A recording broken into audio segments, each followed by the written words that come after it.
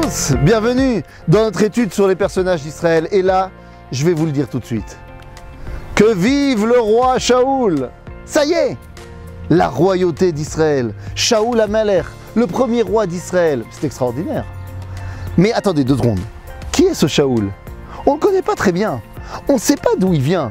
Il vient de la tribu de Binyamin. Vous savez, nos sages nous disent que c'était quelqu'un d'une pureté incroyable, d'une tzidkout incroyable.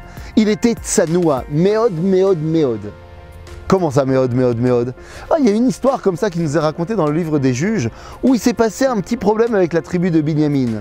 L'histoire de Pilegesh Bagiva. Bon, je ne vais pas rentrer dans le détail. Là-bas, finalement, après une guerre terrible qui a opposé les tribus d'Israël à la tribu de Binyamin, eh bien, cette dernière a failli être décimée. Il ne reste plus que quelques centaines d'hommes dans la tribu de Binyamin. Bon, on va se calmer. Il n'est pas question du tout d'éradiquer une tribu d'Israël, donc on va les laisser tranquilles, se marier, faire des bébés et repeupler la tribu de Binyamin. Le seul problème, eh bien, c'est que les tribus d'Israël ont promis de ne pas donner leur fille à Binyamin à cause de l'histoire qui s'était passée. Et donc ils essaient de trouver un stratagème. Finalement, on trouve une astuce. Et 400 hommes de Binyamin vont trouver 400 calottes qui étaient à Shiloh. Enfin, j'ai dit 400, non, 399. Parce que le dernier homme de Binyamin, il n'ose pas. Il est tsanoua.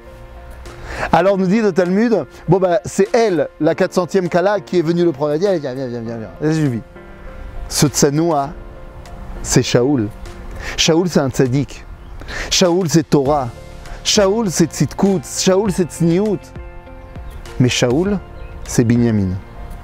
Binyamin, dans les brachot que Yaakov donne à ses enfants, lorsqu'il bénit Binyamin, il dit Baboker yochal ad ve ba'erev yechalek shalal. En d'autres termes, la tribu de Binyamin est très très bonne pour régner, pour diriger en début de processus et en fin de processus.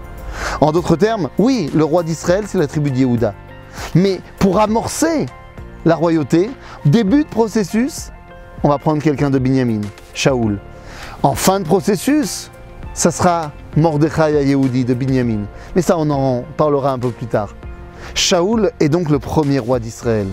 Shaoul va être celui qui va, pour la première fois, Larim et Keren Amo Shel HaKadosh Baruch Hu, qui va être capable pour la première fois de ramener la gloire d'Israël. Gloire qui s'était quelque part perdue depuis Yehoshua, depuis le moment où on était rentré en Eretz Israël. Shaoul est celui qui marzir atara le Yoshna. Il est celui qui ramène la grandeur du peuple d'Israël.